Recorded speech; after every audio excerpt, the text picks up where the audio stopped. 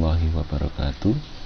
Kali ini saya akan menjelaskan perakitan skala, sebuah proses yang sering diabaikan di dalam pengembangan alat ukur.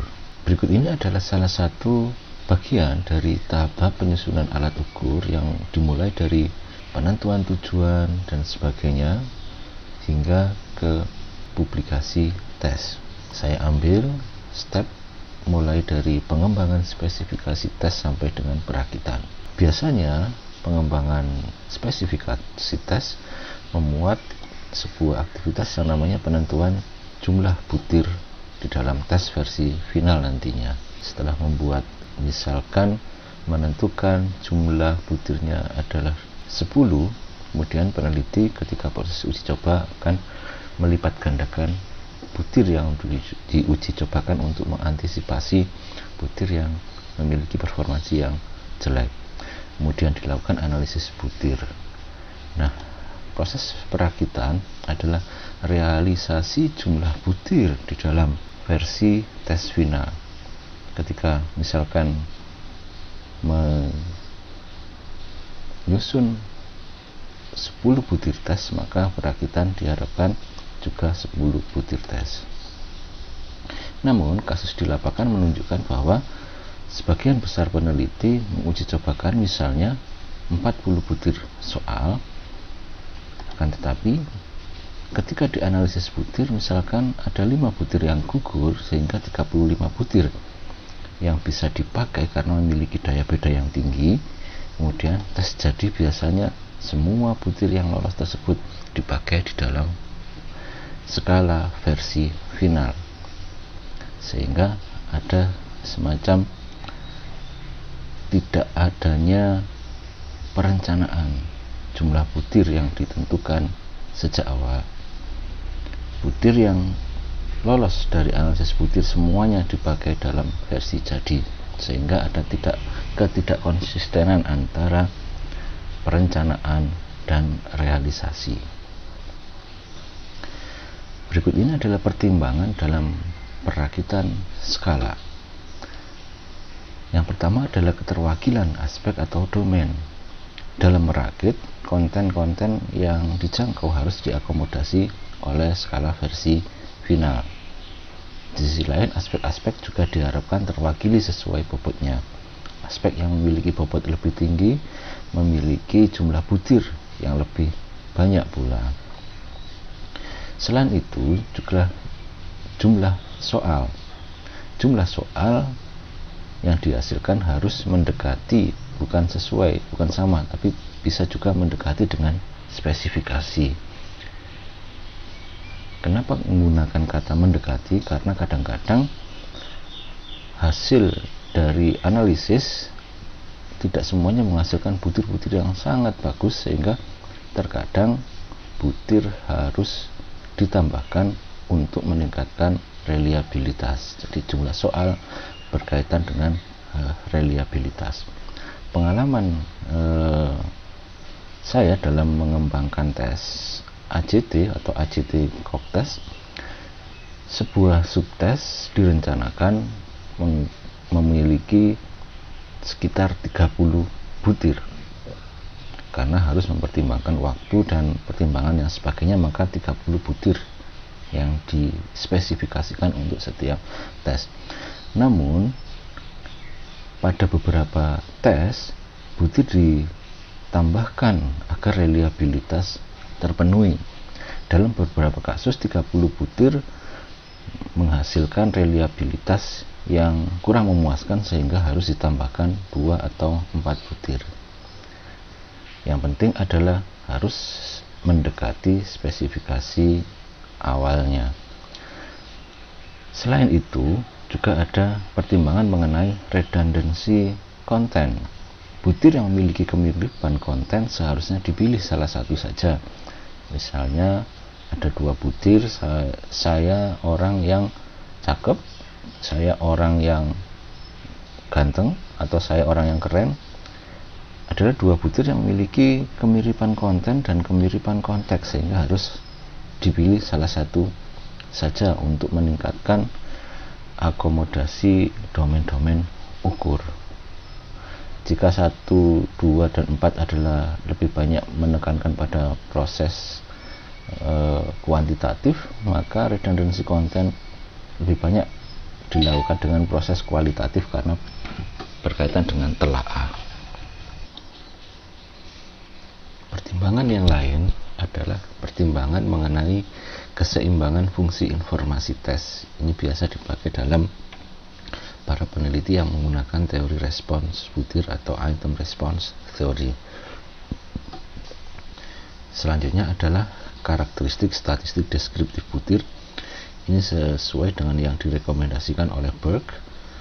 Misalkan ada butir-butir yang memiliki statistik deskriptif ekstrim, misalkan minnya terlalu tinggi, misalkan skor butir bergerak 1-5, namun ada butir yang memiliki min sebesar misalnya 4,8, 4,5 gitu, dan itu menunjukkan bahwa sebagian besar orang menyetujui butir tersebut. Meskipun butir tersebut memiliki daya beda yang tinggi, namun diharapkan untuk tidak perlu dilibatkan dalam skala versi final. Baik, kita akan melakukan praktek. Misalnya, seorang peneliti ingin mengembangkan alat ukur kebahagiaan berupa skala dengan populasi target adalah orang lanjut usia. Jumlah butir yang diperkirakan sesuai dengan domain maupun karakteristik lansia yang tidak memerlukan butir yang terlalu banyak adalah 12 butir. Jadi 12 butir adalah kompromi antara akomodasi domain ukur dengan karakteristik lansia. Oleh karena terdiri dari 3 aspek, maka satu aspek didesain akan memiliki sekitar 4 butir. Baik, kita praktek. Untuk mengantisipasi butir yang kurang optimal maksudnya, maka penulis melipat gandakan butir yang diuji-cobakan sebanyak 2 kali sampai 3 kali lipat. Dalam praktek kita, total butir yang kita uji sebanyak 27 butir. Dalam uji coba diurutkan aspek 1 adalah butir 1 sampai 9, aspek 2 butir 10 sampai 18, sedangkan aspek 3 adalah butir 19 sampai 27. Proses ini adalah data simulasi untuk mempermudah kita melakukan perakitan sebagai demonstrasi. Di dalam kenyataannya, pada proses uji coba diharapkan aspek-aspek di dalam alat ukur butir-butirnya harus diajak, tidak sesuai dengan seperti ini 1 sampai 9 urut. Baik, kita praktek.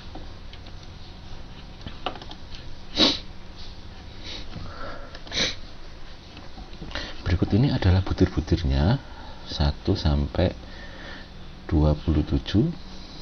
Mari kita lakukan analisis. Klik analyze, kemudian scale variability, masukkan semuanya ke kanan, kemudian statistiknya tekan scale if item delete. Oleh karena kita akan melakukan perakitan, maka jangan terlebih dahulu diklik OK. Klik saja paste untuk menentukan untuk menjalankan analisis melalui sintaks. Paste, kemudian akan muncul sintaks yang berisi kode seperti ini. Kita fokus kepada yang kita lakukan ini. Ada butir A1 sampai 27 seperti yang kita masukkan di dalam kotak analisis tadi. Oke, sekarang klik run. Nah, di sini akan menghasilkan informasi butir-butir yang memiliki daya beda untuk masing-masing. Baik, kita copy dengan double klik, kemudian kita drag, copy, masukkan ke dalam Excel. Baik, oleh karena kita tidak membutuhkan informasi di kolom 1 dan 2, maka kita hapus. Kita hanya fokus pada kolom corrected item correlation. Ini kita hapus dua-duanya. Baik, oleh karena butir sudah aspek-aspeknya sudah berurutan, maka kita tinggal memisahkannya. Sini kita pindah ke sampingnya saja. Kemudian aspek ketiga. Baik, kita membutuhkan butir yang sudah diurutkan dari yang paling tinggi daya diskriminasinya sampai yang paling rendah. Untuk melakukannya, kita select dua kolom ini di aspek yang pertama, kemudian tekan data, sort, lalu pilih kolom yang terakhir, kita urutkan yang terbesar sampai yang ke terkecil. Lakukan hal yang sama pada aspek yang lain. Oke, ini aspek yang ketiga. Kemudian baik, kita sudah mendapatkan butir yang memiliki urutan-urutan yang berdasarkan daya diskriminasinya. Misalkan kita melakukan seleksi butir berdasarkan cut off 0,25, maka butir yang ini adalah butir yang gugur. Kemudian di aspek 2 ada satu butir yang gugur, dan aspek ketiga ada sekitar 4 butir yang gugur. Kita ambil 5 yang terbaik. Misalkan saya urutkan 1, 2, 3, 4, 5, maka kita ambil 5, copy, kemudian silakan digantikan kode yang tadi, kita masukkan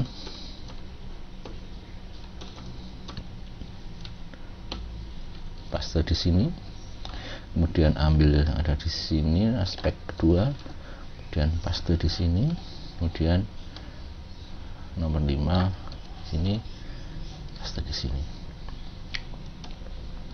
Oke, kemudian kita run. Kita mendapatkan 15 butir, 5 ya, mohon maaf, harusnya adalah 4 karena desain kita adalah 4. Saya ambil A nomor 3, kita hapus, kemudian A17 kita hapus, kemudian A25 kita hapus. Baik, kita uji coba, kita analisis. Kita mendapatkan 12 butir dengan reliabilitas sebesar 0,799.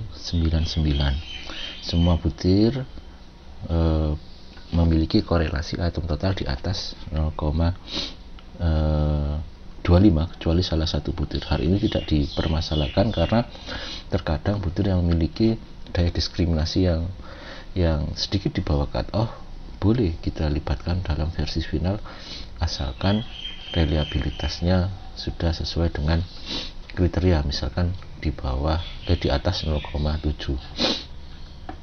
misalkan seperti ini. Dalam kasus tertentu kita misalnya kita ingin mendapatkan tes dengan reliabilitas yang lebih tinggi, kita bisa menambahkannya dengan cara menambahkan butir-butir di setiap aspek menjadi 5 seperti yang kita lakukan tadi. Baik, saya coba untuk copy paste kode yang awal tadi, kemudian saya paste lagi, kemudian saya ambil 5 butir dari sini.